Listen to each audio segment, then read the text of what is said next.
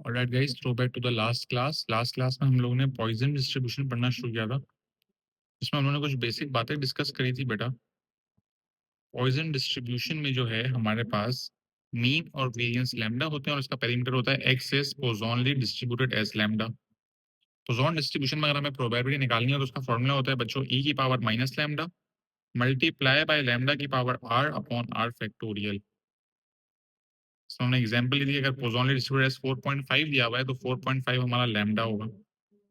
X is less than equal to 0 निकाला था, x is less than equal to 1 में 0 और 1 की प्रोबेबिलिटी निकाली थी, लेस देन इक्वल टू 2 में 0 1 और 2 की प्रोबेबिलिटी निकाली थी हम लोगों ने। मैंने आप लोगों को बताया था, लेकिन अगर सवाल एक साथ आता है तो वो कैसे करेंगे बेटा। जैसे अगर आपको बोला हुआ है x is less than equal to 3 बोला हुआ है और लैम्डा दिया हुआ है 3.5, तो हमें 0 1 2 और 3 की प्रोबेबिलिटी निकालनी है। तो 0 1 2 और 3 की प्रोबेबिलिटी निकालने के लिए हम लोग देखेंगे कि इन सब में ई की पावर माइनस लैम्डा तो कॉमन होता है, तो वो हमने कॉमन ले लिया, डायरेक्ट लैम्डा की power are upon are factorial करके सॉल्व कर लिया था। अगर ग्रेटर देन 6 बोल रहा है, मतलब 7 से लेकर इंफिनिटी तक बोल रहे हैं, अब मैं 7 से इंफिनिटी तो नहीं निकालने जाऊंगा, तो मैं क्या करूंगा, 1 minus probability of x is less than equal to 6, इन सब की प्रोबेबिलिटी निकाली और इसको 1 से माइनस कर दिया। कंडीशन डिस्कस करी थी, एग्जाम्पल डिस्कस करी थी बेटा हमने, फिर हमने कुछ सैंपल क्वेश्चंस किए थे। क्वेश्चन नंबर 1 था, फिर क्वेश्चन नंबर 2, क्वेश्चन 3 क्या था बेटा, स्कूल वीक वाला। क्वेश्चन नंबर 4 वीक स्पॉट्स जो अकर होते हैं वो सॉल्व किया था हमने। Question number 5 basic standard division दी हुई तो उससे वेरिएंस से पोजॉन पे कैसे आएंगे। और एक हमने बेसिक स्टैट्स का सवाल किया, इसमें हमें ग्रुप डेटा दिया हुआ था, ग्रुप डेटा से मीन निकाला और इस मीन को लैम्डा कंसीडर करके वापस से इस मीन के हिसाब से नई फ्रीक्वेंसीज निकाली थी। ठीक है, आज हमें पढ़ना है बेटा Poisson distribution as an approximation to binomial distribution.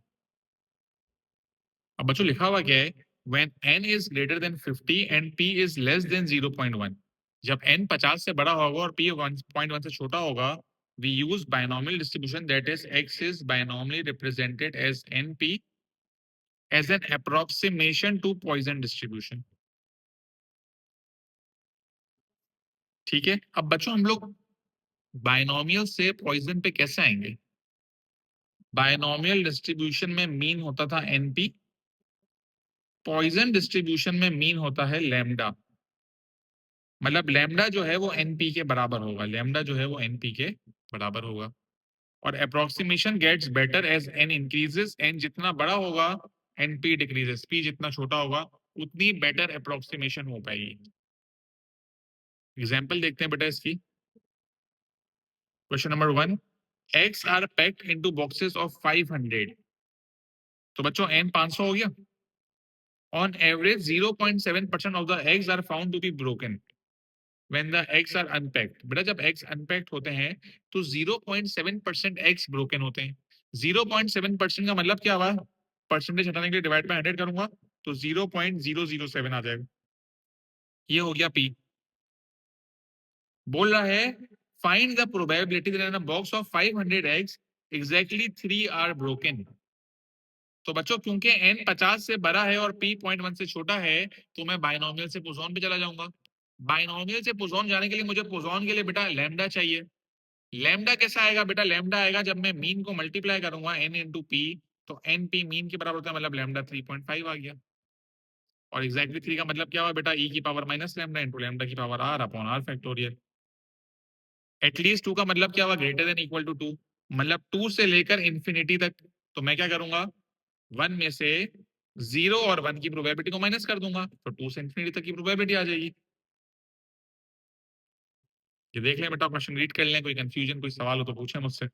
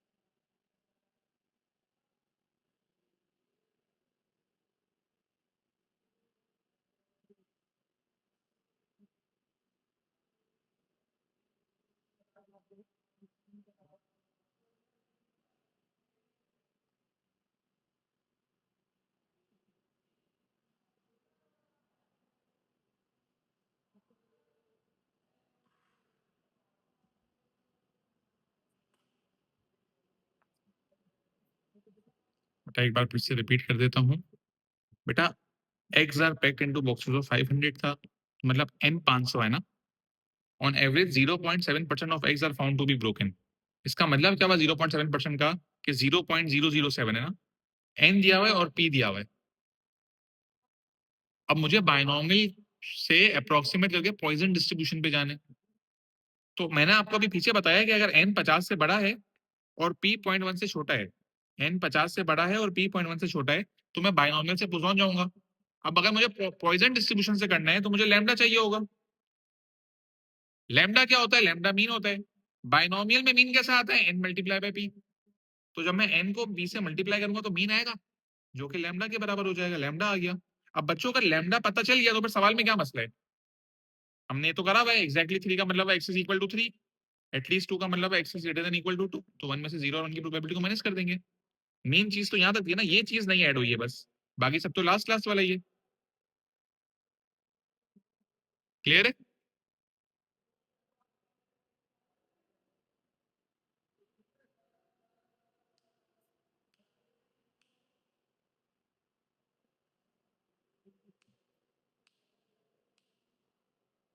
आगे बढ़ते हैं। Question number 2। Past experience suggests that 0.4% of peaches show sign of mildew on arrival at the market। 0.4% peaches में माइल्ड्यू होता है जब वो मार्केट में आते हैं। Determine the probability that a carton of 250 individually packed peaches, 250 individually packed peaches contains more than 3 that show signs of mildew। तो बच्चों n दिया हुआ है 250, 0.4% डिवाइडेड बाय 100 करूंगा तो ये 0.004 हो जाएगा। ये पी आ गया। ऐसा ही है। अब मुझे बेटा बायनोमियल से पॉइजन पे जाना है, तो मुझे लैम्डा चाहिए होगा। लैम्डा कैसा आएगा? जब मैं एन पी करूंगा, n into p mean होता है और लैम्डा भी मीन होता है। तो इस सवाल में लैम्डा 1 आ रहा है। मोर देन 3 का मतलब एक्स इज ग्रेटर देन 3, मतलब 4 से लेकर इंफिनिटी तक। तो मैं 1 minus probability x is less than equal to 3 की निकाल लूंगा। लेस देन इक्वल टू 3 के लिए बेटा ई की पावर -1 कॉमन ले लिया, ई की पावर माइनस लैम्डा कॉमन ले लिया, लैम्डा की power are upon are factorial, तो 0 1 2 और 3 सॉल्व करेंगे बेटा आंसर आ जाएगा। कोई मसला, कोई कंफ्यूजन, कोई सवाल?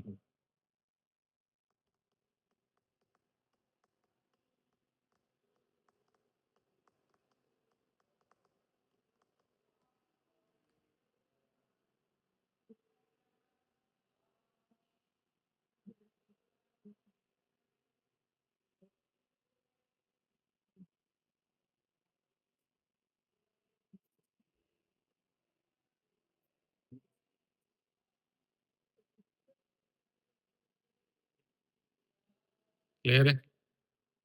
आगे बात करते हैं।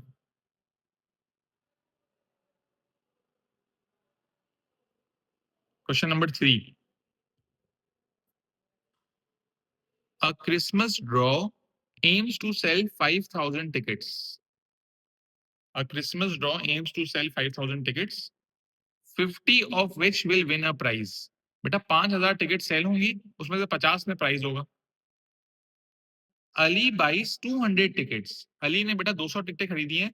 Let x represent the number of these tickets that win a prize. ठीक है। पार्ट 1 बोल रहा है justify the use of Poisson approximation for the distribution of x. बेटा अली ने 200 टिकटें बाय करी हैं, मतलब एन 200 है, तो n 50 से बड़ा है। मैंने आप लोग बताया था अगर n 50 से बड़ा हो तो हम बाइनोमियल से पॉइजन पे चले जाएंगे। और p जो है वो 0.1 से छोटा होना चाहिए। p जो है वो 0.1 से छोटा होना चाहिए। तो इस सवाल में p क्या होगा? क्या चांसेस हैं कि अली टिकट में प्राइस जीतेगा? तो बेटा 50 टिकटों में प्राइस है और टोटल 5,000 टिकटें हैं, तो जीतने की प्रोबेबिलिटी है 0.01 विच इज लेस देन 0.1। तो बेटा अगर ये दोनों कंडीशन सेटिस्फाई हो रही हैं, अगर ये दोनों कंडीशन सेटिस्फाई हो रही हैं बेटा, तो इसका क्या मतलब हुआ? इसका मतलब हुआ कि हम जो है वो पॉइजन अप्रोक्सीमेशन इस्तेमाल कर सकते हैं। ठीक है। पार्ट बी बोल रहा है प्रोबेबिलिटी बताओ x is less than equal to 3 की। मतलब मुझे लैम्डा चाहिए, लैम्डा कैसे आएगा बेटा, n multiply by p, lambda आ गया। लेस देन इक्वल टू 3 का मतलब क्या हुआ, e की पावर माइनस लैम्डा कॉमन लिया, 0 1 2 और 3, 0 1 2 और 3, आंसर आ गया बेटा, कोई मसला।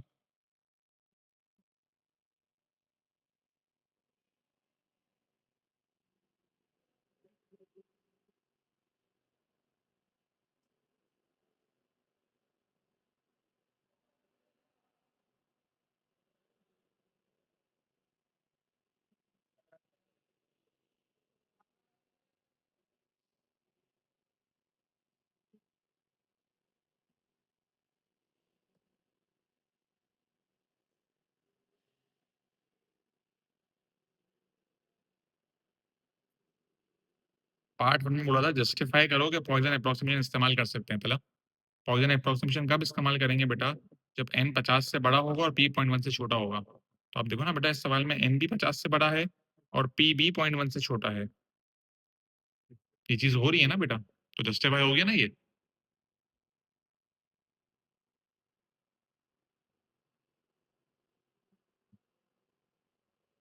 अब बेटा इसका पार्ट बी बड़ा अच्छा सवाल है, calculate how many tickets should be bot in order for there to be a 90% chance of winning at least one prize। बेटा टिकटें 5,000 है, इनाम 50 में। सवाल पूछा गया है कि अली को कितनी टिकट्स बाय करनी चाहिए कि उसका 90% चांस हो, को एटलीस्ट एक टिकट में तो कुछ प्राइस निकलेगा उसका, कि एटलीस्ट एक टिकट में तो उसका कोई प्राइस निकलेगा। तो बेटा अभी इसका मतलब क्या हुआ, एग्जामिनर बोल रहा है कि हमें निकालना है एटलीस्ट वन, का मतलब प्रोबेबिलिटी निकालनी x is greater than equal to one. इसका आंसर 90% होना चाहिए, 90%। probability of x is greater than equal to 1 should be at least 90%। तो बेटा हमने लिखा n हमें नहीं पता, हमें p पता है, p है 0.01, और बोला हुआ है एटलीस्ट वन, यानी कि probability of x is greater than equal to 1 should be 90%, मतलब 0.9। अब बेटा ग्रेटर देन इक्वल टू 1 का मतलब क्या हुआ, 1 से लेकर इंफिनिटी तक। तो हम क्या करेंगे बेटा, 1 में से 0 की प्रोबेबिलिटी को माइनस कर देंगे, 1 में से बेटा 0 की प्रोबेबिलिटी को माइनस कर देंगे। तो 1 minus probability of x is equal to 0 is equal to 0.9। 1 यहाँ प्लस हो रहा है, वहां जाकर माइनस हो जाएगा, 0.9 माइनस 1 इज माइनस 0.1, ये माइनस माइनस कैंसिल, मतलब x इज इक्वल टू 0 की प्रोबेबिलिटी होगी 0.1। x इज इक्वल टू 0 का मतलब क्या हुआ बेटा, e की power minus lambda into lambda की पावर r, यानी कि 0 अपॉन 0 फैक्टोरियल। बच्चों किसी भी चीज की पावर 0 होगी आंसर 1 आएगा, 0 फैक्टोरियल भी 1 होता है, मतलब e की power minus lambda is equal to 0.1, e की power minus lambda is equal to 0.1। अब यहां आके हमारा क्या दिमाग चलना चाहिए कि भाई अगर पावर ऊपर होगी, तो हमने तो P3 पढ़ा है, P3 में हमने क्या सीखा है, पावर नीचे कैसे आएगी, ln on both sides, ln on both sides. तो जब मैंने दोनों जगह पे ln लगाया, जब मैंने दोनों जगह पे ln लगाया बेटा, तो ये माइनस लैम्डा नीचे आ गया, और ln e तो 1 होता है, तो ये हट गया, माइनस साइन वहां चली गई, तो lambda is equal to minus ln 0.1। इसे बेटा कैलकुलेटर में डाला तो आंसर आ रहा है 2.3, लैम्डा इज इक्वल टू 2.3, ये आया है लैम्डा। एग्जामिनर ने मुझसे n की वैल्यू मांगी है, तो लैम्डा क्या होता है बच्चों, लैम्डा होता है मीन। और बायनोमियल में मीन कैसा आता है, बायनोमियल में मीन आता है एनपी से, मतलब np should be equal to 2.3, np should be equal to 2.3। और पी बच्चों 0.01 दिया हुआ है, 0.01 यहाँ मल्टीप्लाई हो रहा है, वहां जाकर डिवाइड होना चाहिए, तो 2.3 डिवाइडेड बाय 0.01 इज 230। मतलब अगर उसके पास 230 टिकटें होंगी, तो 90% चांस होगा कि वो एटलीस्ट एक प्राइज जीते, 90% चांस होगा कि वो एटलीस्ट एक प्राइज जीते। बेटा एक दफा पहले क्वेश्चन फिर से रीड करें। क्वेश्चन था calculate how many ticket should be bought in order for there to be a 90% chance of winning at least one prize. ठीक है ना, उसके पास कितनी टिकटें हो कि 90% चांस हो कि वो एटलीस्ट एक प्राइज जीते। एटलीस्ट का मतलब है कम से कम एक प्राइज, तो ज्यादा भी हो सकते हैं। तो एटलीस्ट वन का मतलब क्या हुआ बच्चों, probability x is greater than equal to one, 0.9 होनी चाहिए। X is greater than equal to one का मतलब है 1 से लेकर इन्फिनिटी तक। तो मैंने 1 minus probability of x is equal to 0 करा, इसको सिंप्लीफाई करा बेटा, और x इज इक्वल टू 0 की प्रोबेबिलिटी निकाली थी, मुझे लैम्डा नहीं पता, तो मैंने e की power minus lambda into lambda की power r upon r factorial कर दिया। ये भी 1 हो गया, ये भी 1 हो गया, ये आ गया भाई।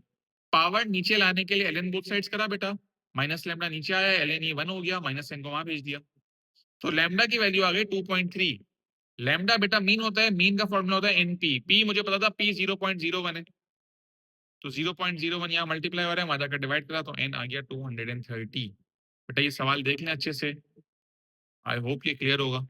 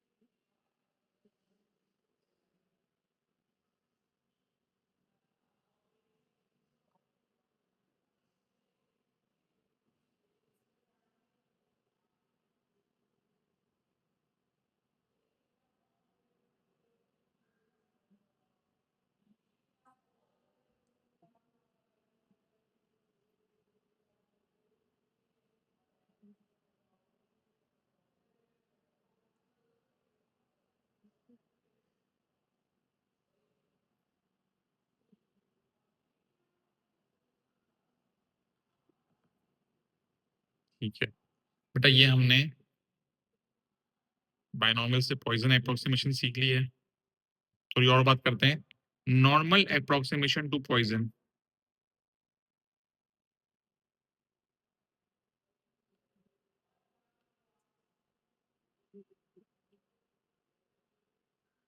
अच्छा बच्चों, अब हम लोग ये सवाल सॉल्व कैसे करेंगे। अब लिखा हुआ क्या है, when lambda is greater then 15, अगर लैम्डा 15 से बड़ा हुआ, अगर लैम्डा बच्चों 15 से बड़ा हुआ, the normal distribution can be used. अब नॉर्मल डिस्ट्रीब्यूशन बच्चों जब हम लोगों ने S1 में पढ़ी थी तो वो क्या थी, x is normally distributed as mean and variance. बच्चों पॉइजन डिस्ट्रीब्यूशन में तो मीन भी लैम्डा होता है और वेरिएंस भी लैम्डा होता है, तो यहाँ पर आप क्या बोलोगे, can be use as an approximation where x will be normally distributed as lambda and lambda, क्योंकि पॉइजन में तो मीन और वेरिएंस सेम होते हैं, as mean is equal to variance is equal to lambda. तो जब हम लोग पॉइजन से नॉर्मल पे जाएंगे बेटा, नॉर्मल डिस्ट्रीब्यूशन पे जाएंगे, तो मीन और वेरिएंस चाहिए होगा, वो तो सेम ही होगा लैम्डा का, और हम लोग इस्तेमाल कब करेंगे ये, जब लैम्डा 15 से बड़ा हो। Continuity correction must be applied, larger values of lambda will result in better approximation. अब बच्चों कंटिन्यूटी करेक्शन ये बड़ा खतरनाक लफ्ज है, ये हमने लास्ट ईयर भी सीखा था S1 में।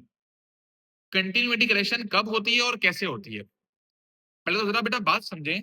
हमारे पास फिलहाल 3 डिस्ट्रीब्यूशंस के बारे में बात हो रही है, बायनोमियल, नॉर्मल एंड पॉइजन। बेटा अगर मैं इन तीनों की बात करूं तो इनका जो डेटा है, जैसे बायनोमियल का जो डेटा है वो नेचर में डिस्क्रीट होता है। डिस्क्रीट का मतलब क्या है बच्चों, होल नंबर में होता है। नॉर्मल का जो डेटा है वो कंटिन्यूस यानी कि डेसिमल्स में होता है, और पॉइजन का जो डेटा है वो भी डिस्क्रीट में होता है। तो याद है जब हम लोग एएस में थे, हम लोग S1 पढ़े थे बेटा, तो हम लोग बायनॉमियल से नॉर्मल जाते थे। तो जब हम लोग डिस्क्रीट से कंटिन्यूस पे जाते हैं तो हमें कंटिन्यूटी करेक्शन करनी होती है, जिसे बोलते हैं 0.5 की एडजस्टमेंट, जिसे बोलते हैं बेटा 0.5 की एडजस्टमेंट। जी बेटा, कंटिन्यूस का मतलब होता है डेसिमल नंबर, जैसे 2.3 2.4। बायनॉमियल में तो कंटिन्यूस डेटा नहीं होता ना, बायनॉमियल में तो डिस्क्रीट डेटा होता है, होल नंबर्स में होते हैं 2 3 4 5 6, और पॉइजन में भी यही होता है। तो बेटा 0.5 की एडजस्टमेंट करनी होती है। अब अगर आपको 0.5 की एडजस्टमेंट याद करनी है तो वो आपके पास ये रही कि अगर x is less then a की प्रोबेबिलिटी मांगी है तो 0.5 माइनस कर देना, ग्रेटर देन की मांगी है तो 0.5 प्लस कर देना, लेस देन इक्वल टू में 0.5 प्लस करना और ग्रेटर देन इक्वल टू में 0.5 माइनस करना। या तो ये याद कर लो, लेकिन मैं ये रेकमेंड नहीं करता कि ये याद करना चाहिए, क्योंकि जब आप इसका रट्टा लगाओगे तो आप पेपर में कंफ्यूज होगे ही लाजमी कि भाई क्या करना था, और बहुत बच्चे सिली मिस्टेक करके आ जाते हैं इसमें। मैं आप लोगों को कंटिन्यूटी करेक्शन की लॉजिक बता रहा हूँ। आप लोगों को कंटिन्यूटी करेक्शन लॉजिक से लगानी है पेपर में। अब लॉजिक क्या है बेटा, बहुत आसान है, बस 1 मिनट ज़्यादा लगेगा आप लोगों को। जिस बच्चे को याद है ना वो 1 सेकंड में बता देगा, आपको 1 मिनट लगेगा, लेकिन 1 मिनट लगा के मार्क्स पक्के कर लेना ज्यादा बेहतर है। तो बेटा लॉजिक सुने जरा अच्छे से। लॉजिक क्या है, अगर पेपर में आया x इज लेस देन 10 और आपको करनी है कंटिन्यूटी करेक्शन, तो बेटा अगर मुझे कंटिन्यूटी करेक्शन करनी है तो 0.5 की एडजस्टमेंट है, या तो प्लस होगा या तो माइनस होगा, मुझे याद नहीं है। अब मैं ये दिमाग लगाऊंगा कि भाई लेस देन 10 में कौन कौन से होल नंबर्स आते हैं। लेस देन 10 में क्या आएगा बच्चों, लेस देन 10 में 9 आएगा और 8 आएगा। या तो 0.5 माइनस करना होगा या तो 0.5 प्लस करना होगा। तो मैंने यहाँ पर 9.5 लिखा, यहाँ पर 10.5 लिखा।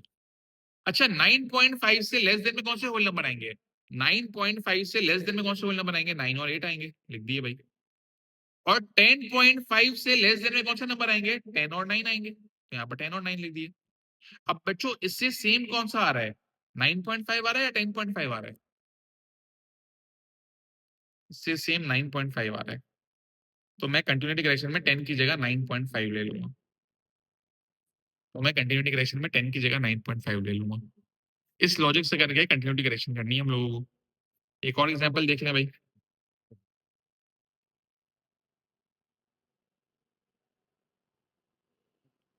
कि अगर ग्रेटर देन 20 है तो ग्रेटर देन 20 में कौन से होल नंबर्स आएंगे, 21 और 22। 19.5 भी ले लो, 20.5 भी ले लो। 19.5 से ग्रेटर में 20 और 21 आएगा, और 20.5 से ग्रेटर में 21 और 22 आएंगे। तो बच्चों सेम किस में आ रहे हैं, सेम आ रहे हैं 20.5 में। तो कंटिन्यूटी करेक्शन में 0.5 प्लस हो गया। मुझे ये देखना है कि 0.5 की करेक्शन के बाद कौन से उसमें होल नंबर सेम आ रहे हैं। एक में सेम आएगा, एक में डिफरेंट आएगा। लेस देन इक्वल टू 50 है बेटा, तो 50 और 49 लूंगा। 49.5 से भी चेक कर लो और 50.5 से भी चेक कर लो। लेस देन 49.5 में 49 और 48 आएगा, लेकिन लेस देन 50.5 में 50 और 49 आएंगे। तो बेटा सेम किस में आ रहे हैं, 50.5 में आ रहे हैं। हो गया डिसाइड। इसका आप लोग बता दें भाई, इसका आप लोग बता दें।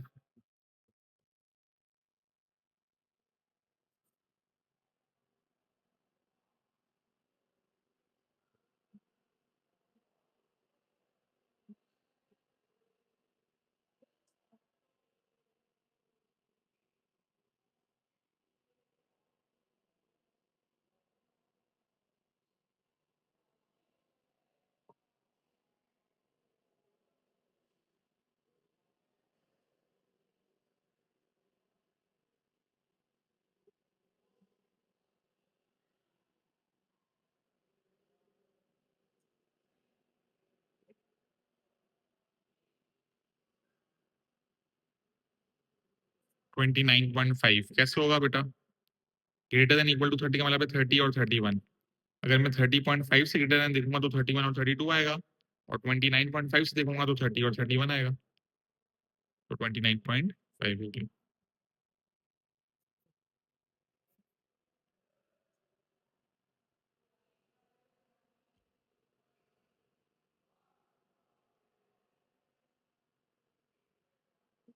बच्चों अगर x इज ग्रेटर देन 30 और लेस देन 35 है, अब थोड़ा सा दिमाग चलाना होगा यहाँ पे।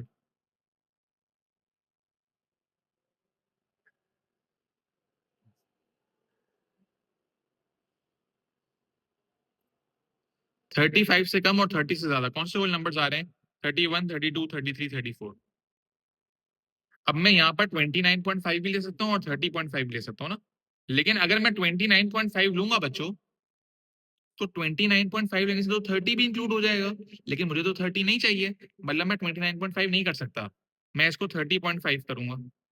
और अगर मैं 35 को 35.5 कर दूं तो 35 भी इंक्लूड हो जाएगा, मुझे 35 नहीं चाहिए, तो इसको 34.5 करूंगा। बेसिकली मुझे अपनी रेंज में 0.5 की करेक्शन करनी है, और इन रेंजेस में सेम होल नंबर आने चाहिए, इन रेंजेस में सेम होल नंबर आने चाहिए। बेटा देखो 30.5 से 34.5 में भी सेम होल नंबर आएंगे।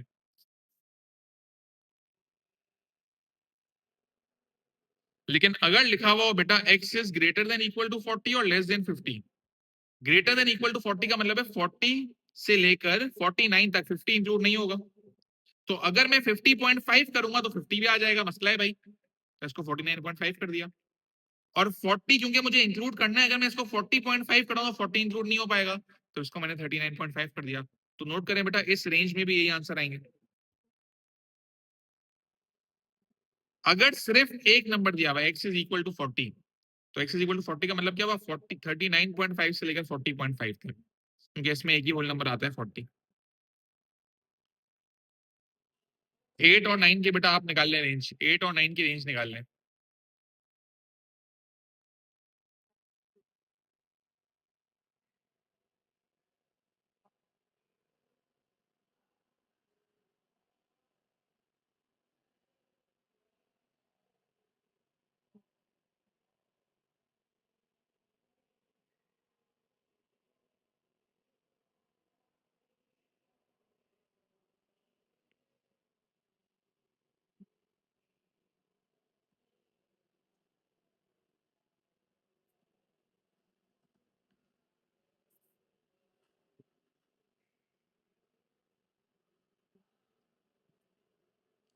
20 नहीं चाहिए, 25 चाहिए, मतलब 21 से 25।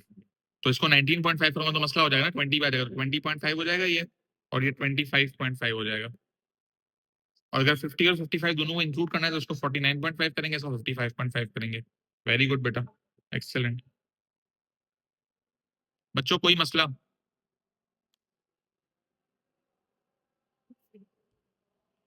अच्छा बेटा मेरी बात सुने आप, नेक्स्ट क्लास में जो हम लोग जो सवाल करेंगे उसमें हम पॉइजन से नॉर्मल पे जा रहे होंगे, तो आप लोगों को नॉर्मल डिस्ट्रीब्यूशन आनी चाहिए।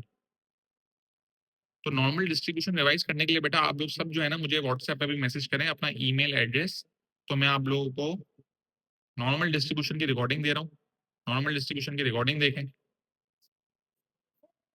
रिवाइज करें नॉर्मल डिस्ट्रीब्यूशन, ताकि नेक्स्ट क्लास से पहले आप लोगों को मसला ना हो। ठीक है,